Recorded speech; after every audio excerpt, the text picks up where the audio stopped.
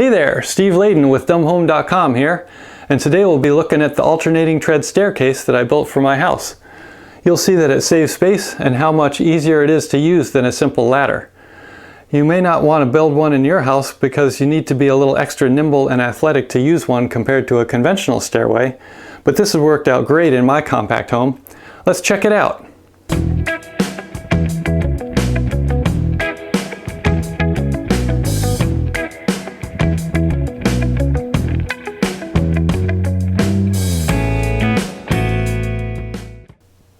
So when I built this, I'd never actually used an alternating tread staircase before.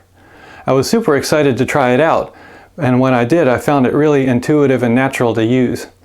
In fact, after just a couple trips up and down, I'd already built up my muscle memory and didn't need to use my hands anymore.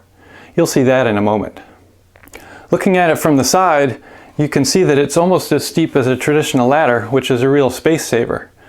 I considered making mine tilt up vertically to save even more space, but I decided the benefit wasn't worth the hassle. Besides, having the ladder fastened to the structure at the top makes it really solid, and it ensures the bottom can't kick out unexpectedly. As you go up, just start with your right foot first, and everything sort of falls into place after that. You'll probably end up grabbing the treads with your hand to steady yourself, which is fine. And just so you know, most people end up backing back down when they come to tour my house because it's a little more intuitive. Here I'm demonstrating what a first timer looks like. Take it slow and steady and grab the treads to stabilize yourself. Same thing coming down.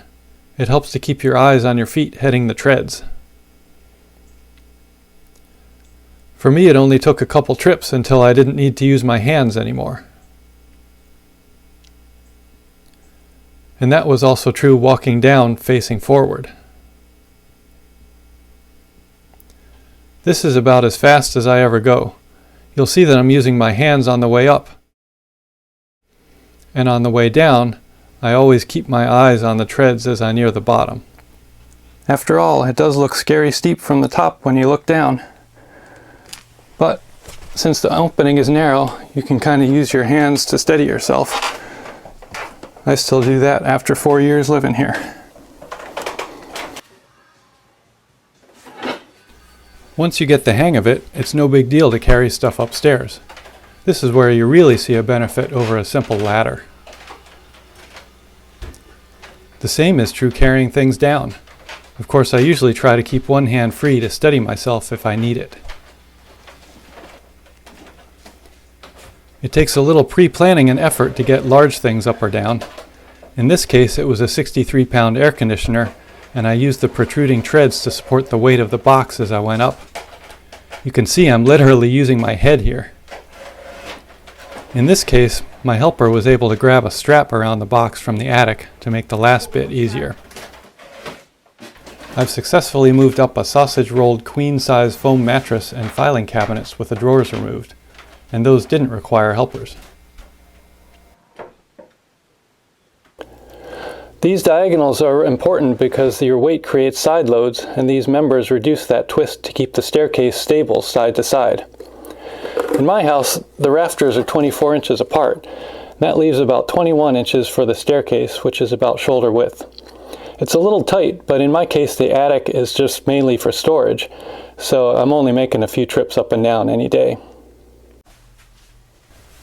You may have noticed the hatch at the top of the stairs. These days I barely have to pause on the way up to open it. So why the hatch? Well, it's like a door between any two rooms. It provides sound insulation and a sense of privacy. If it's wintertime, it might be 10 or 15 degrees colder up here compared to the living spaces on the first floor, and that's just with this 3/4 inch piece of plywood for the hatch. If I wanted higher performance, I'd add a layer or two of rigid foam insulation, but this is okay for what I need.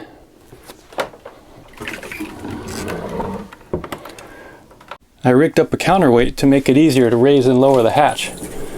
The pulley is actually in just the right spot, so you can prop open the hatch halfway, and it funnels air from the air conditioner downstairs in the summertime. I always tell people who are trying out the stairs for the first time not to stop on the way up. Otherwise, you might do this.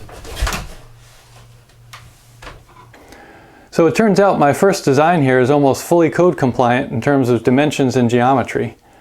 When I started selling compact house plans, I made sure to always design standing headroom at the top of the stairs, unlike my house. I've also been more rigorous with the dimensions to keep the home inspectors happy. Let's go outside and take a look at the result.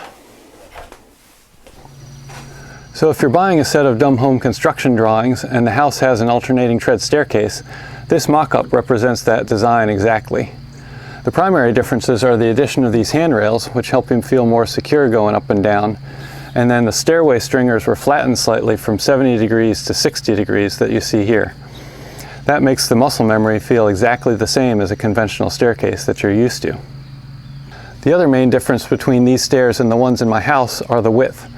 It's designed to fit between two rafter bays at 16 inches on center, making the stairs about 28 inches wide.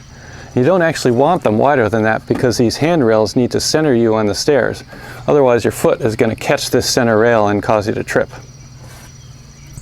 You'll also notice that these stairs have a solid back, unlike the diagonals you saw in my house. That makes these stairs rock solid and you won't have the slight creaking and shimmying that you saw earlier. So I've added the scaffolding to give myself a platform so I can turn around more easily at the top of the stairs. This block is just the right height to mimic a fifth riser, and that represents a taller staircase. It's a little more realistic. It looks about the same going up and down, but it feels a little more natural with the shallower angle, larger treads, and shorter risers. The handrails are really inviting and add to the sense of security, especially coming down, because it still looks steep from the top. It's also a little easier to rush up and down compared to the stairs in my house. I'm 6 feet tall, but even a 5'2" friend tried out the mock-up and she said they feel comfortable. You can see how her hand naturally slides along the handrails even though she's not really using them. And she agreed, bare feet are the best way to go. I see many examples of alternating tread stairs on the internet with different types of treads. I've never tried any besides mine, but I have a reservation about these examples. The center stringer you've seen on my stairs gives tactile feedback if you start to get off center. On the stairs in these images, it seems more likely that your foot might slip off the side of the tread with potentially nasty results. So what do you think about alternating tread staircases? If you've toured a tiny home, you may think they're grand and luxurious in comparison. I sure think they're a step up. Sorry. If you're uncertain, I recommend you take a tour and try one out for yourself and see what you think. You're always welcome to tour my home, but that's not always doable. You could build a mock-up. I think I spent something like $100 in a day of my time making mine.